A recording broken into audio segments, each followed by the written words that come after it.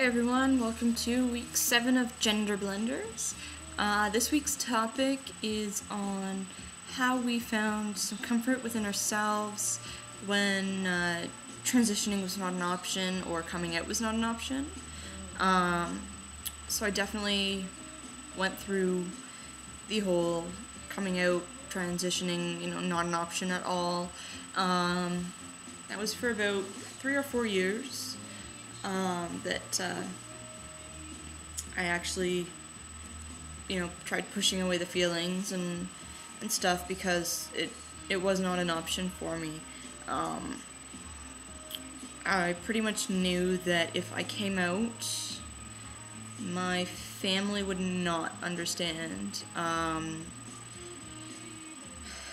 I pretty much figured that it would kill my grandparents, and my parents, I figured they'd still love me, but they wouldn't accept me. They probably wouldn't really want much to do with me, because they wouldn't know how to explain it to anybody else, and that they just wouldn't understand. So it was, definitely hard for me. I just kept pushing away the feelings for a long time, and it was not fun. They would just keep coming back stronger and stronger, and I'd have to find a new way of pushing them away. During that time, I still dressed like a guy and had, guy's haircut. I looked very masculine, I guess, still. I didn't bind, but I always hated my chest. So I still did what I could to try to hide that I had a chest. One thing, though, that I really did to kind of, I guess, help find some comfort in myself was I became obsessed with fan fiction. I would read a lot of, like, CSI, like Catherine and Sarah CSI fan fiction, and Bad Girls fan fiction. Really awesome show from the UK. So I pretty much just read any fan fiction, but those were the ones that I was really obsessed with. But yeah, I'd read pretty much any fan fiction that I could find, because I eventually read pretty much all the stories for both of those shows. So instead of really living in, reality, I just kind of escaped to this fiction land, and I watched a lot of TV as well, but I was obsessed for a long time with fan fiction. Like, I would wake up in the morning, I'd read it, I'd go to work, I'd come home, and I'd read it. When I was at work, I would miss it. I'd be like, what's gonna happen? It was always on my mind, and I think that for me, that was the only way I could escape from thinking about transitioning. I needed something to do, something else to occupy my mind, and that was it. Yeah, I definitely wasted a lot of time reading fan fiction. I can't even believe how much time I wasted just sitting around and reading and not wanting to do anything because I had to read. It was pretty bad. And yeah, there was a lot of TV I watched, a lot of shows that I was very obsessed with as well.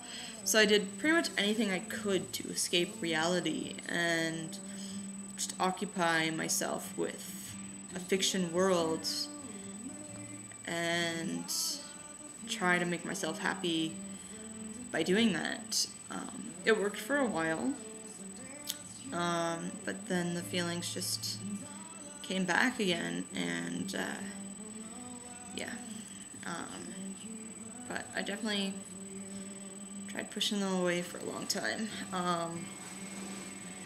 But yeah, I have definitely come out to my family, and anybody who's seen my personal channel has seen the reaction of my parents.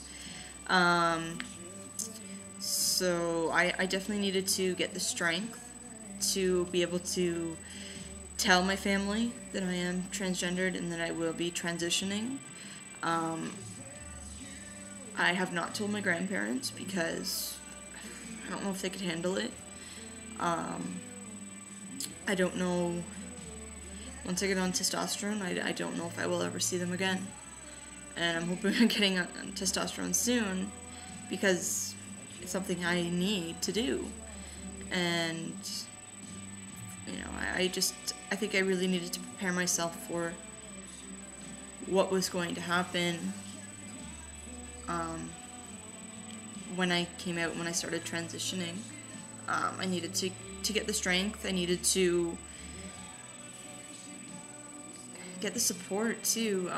I've got that now. I've got a lot of support here from friends, and you know, a lot of my friends I would consider my family.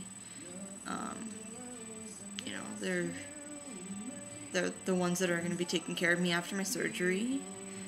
They're the ones that, when I got really depressed, took me to the hospital and came and picked me up in the middle of the night, you know, and, you know, they're my family, because they accept me, they see me for who I am.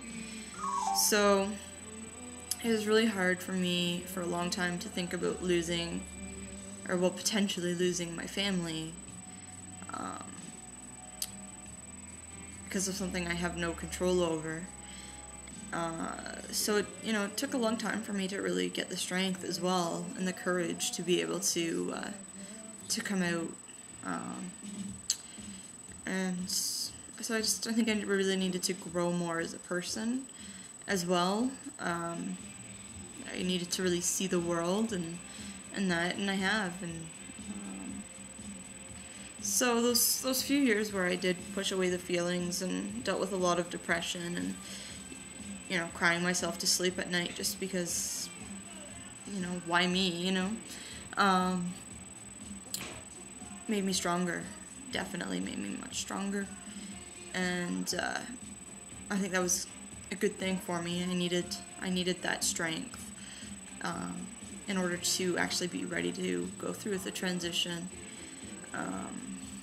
Yeah, so now, you know, I'm moving along with it. Things are going really well.